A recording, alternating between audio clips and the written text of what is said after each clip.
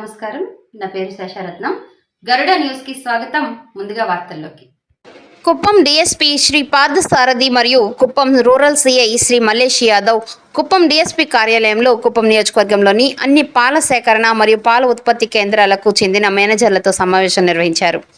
ఈ సమావేశంలో పాల డైరీ మేనేజర్లతో సమావేశపరిచి వారికి తగిన సూచనలు చేస్తూ కల్తీకి ఎటువంటి ఆస్కారము లేకుండా చూడవలెనని మరియు డైరెక్టుగా ప్రజలతో మరియు పాలను సేకరించే ఏజెంట్లను సమావేశం ఏర్పాటు చేసి వారికి పాల సేకరణ మరియు కల్తీల గురించి అవగాహన కార్యక్రమాలు చేపట్టాలని, ఆ సమయంలో పోలీసు వారికి సమాచారం ఇచ్చి పోలీసు వారు కూడా ఈ అవేర్నెస్ క్యాంపులలోనూ పాల్గొనేలా చేయాలని, ఎవరైనా పాలల్లో కల్తీ చేసినట్లయితే వారిపైన చట్ట ప్రకారంగా తీవ్రమైన మరియు కఠినమైన చర్యలు తీసుకోవడం జరుగుతుందని హెచ్చరించడం జరిగింది.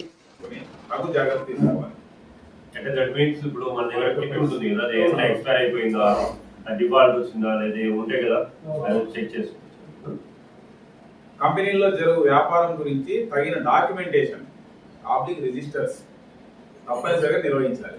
మీరు ఎంత ఇంటేక్ తీసుకుంటారో, ఎంత మ్యానుఫ్యాక్చరింగ్ ఎంత చేస్తున్నారో అనేది ప్రతిదీ కూడా ఫైనాన్షియల్ కావచ్చు, వాళ్ళ గురించి కానీ ప్రతి డాక్యుమెంటేషన్ చేసుకోవాలి.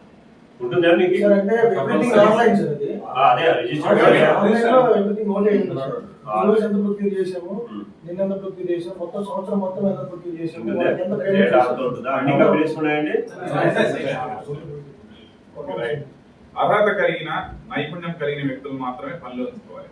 స్కిల్డ్ పీపుల్ మీరు ఎవరిమెంట్ పెట్టుకొని అన్ని కంపెనీలు కూడా పాల కల్తీ జరగకుండా ప్రజలను చైతన్యవంతులు చేయు నిమిత్తం వీలైనన్ని అవగాహన కార్యక్రమాలు చేపట్టాలి.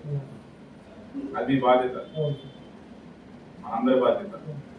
కంపెనీల్లో పాల స్వచ్ఛతను తనిఖీ చేయడానికి సరిపడా పరికరాలు ఖచ్చితంగా కలిగి ఉండాలి. స్వచ్ఛత మీకు చెందిన కంపెనీల్లో పాల కల్తీ జరిగిందని గుర్తిస్తే వారిపైన చట్టపరమైన చర్యలు తీసుకోవడం జరుగుతుంది.